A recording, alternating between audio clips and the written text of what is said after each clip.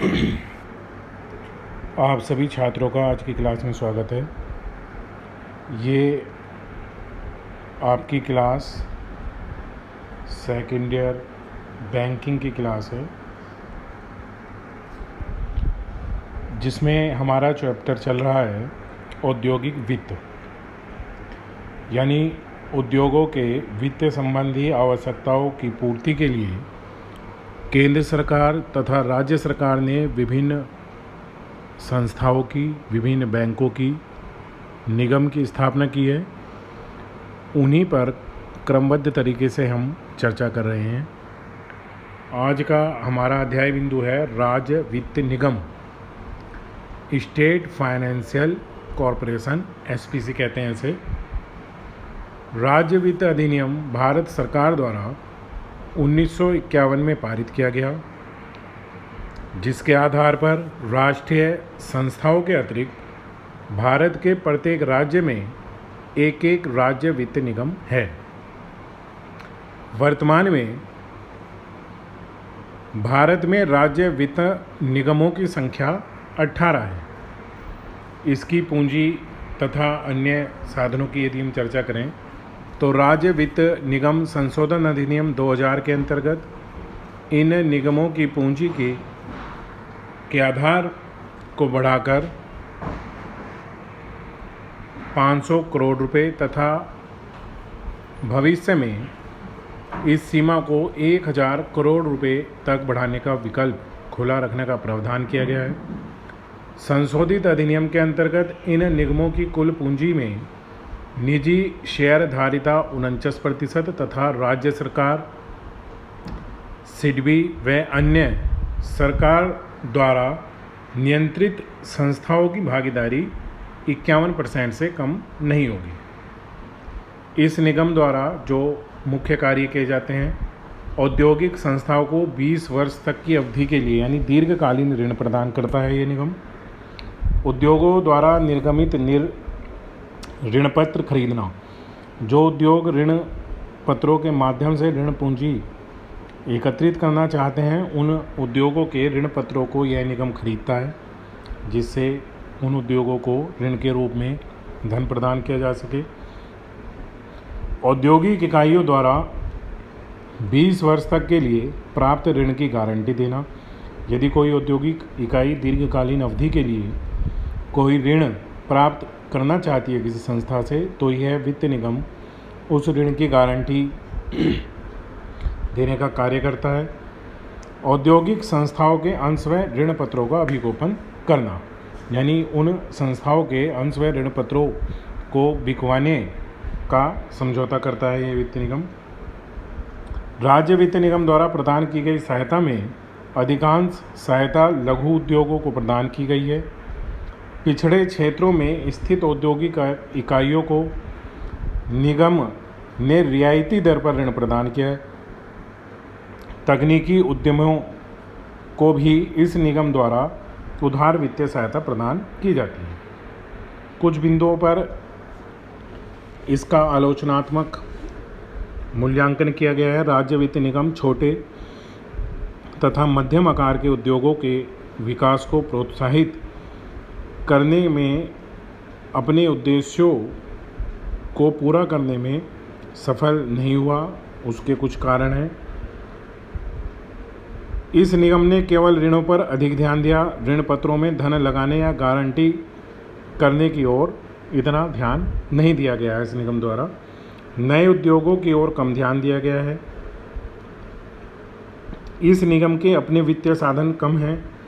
ऋणों की पूर्ण जमानत मांगी जाती है, जिसे अधिकांश औद्योगिक इकाइयां जो लघु उद्योग हैं वो पूरा नहीं कर पाती, तथा तकनीकी विशेषज्ञों की सलाह उपलब्ध कराने पर भी इस निगम द्वारा कोई ध्यान नहीं दिया गया।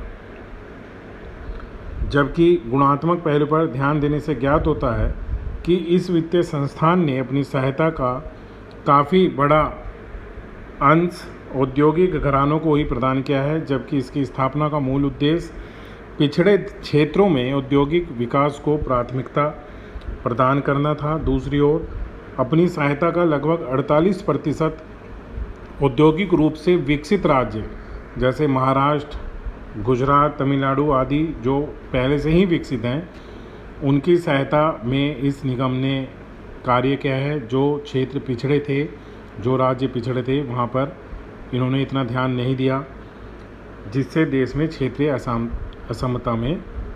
असमानता में वृद्धि हुई है। इसी क्रम में एक अगली संस्था आती है भारत का निर्यात व आयात बैंक।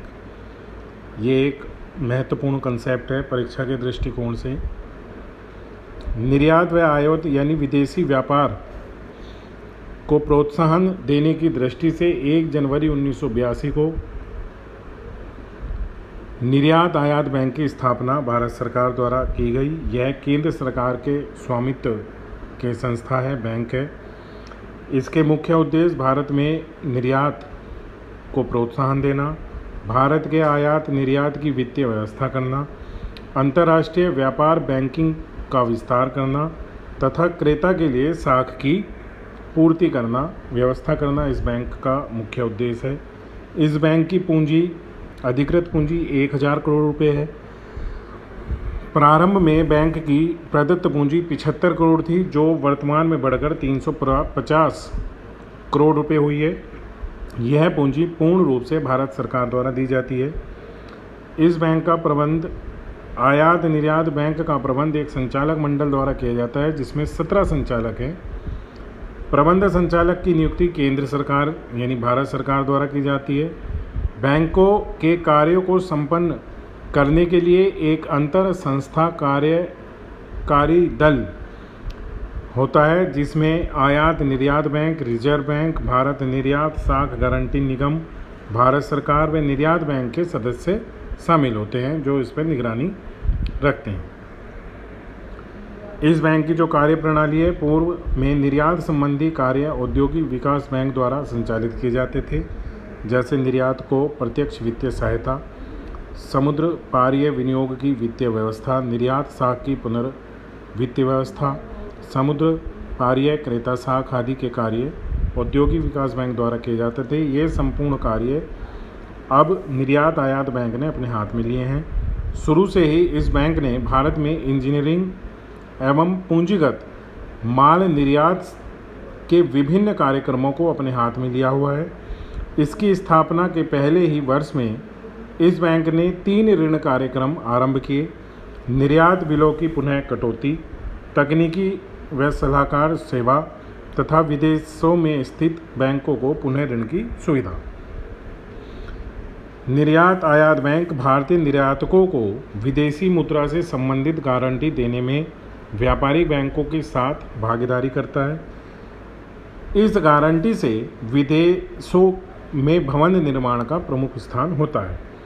इस बैंक की प्रगति की यदि हम चर्चा करें तो बैंक द्वारा 2 प्रकार की सहायताएं दी जाती हैं: निधिक सहायता व गैर निधिक सहायता, जो गारंटी के रूप में दी जाती है। 88-89 में बैंक के 2 नए ऋण कार्यक्रम आरंभ किए गए।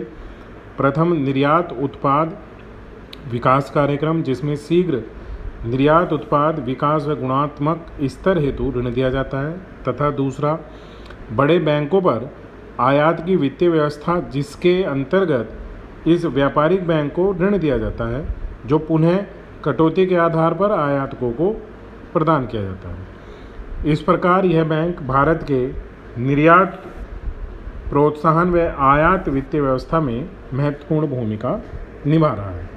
ये 2 महत्वपूर्ण संस्थाएं औद्योगिक वित्त से संबंधित हैं। आप इन्हें ध्यानपूर्वक पढ़ें, समझें, अपनी नोटबुक में लिखें। कोई समस्या है आप संपर्क स्थापित कर सकते हैं, अन्यथा आगामी क्लास में एक नए अध्ययन बिंदु पर चर्चा की जाएगी। धन्यवाद।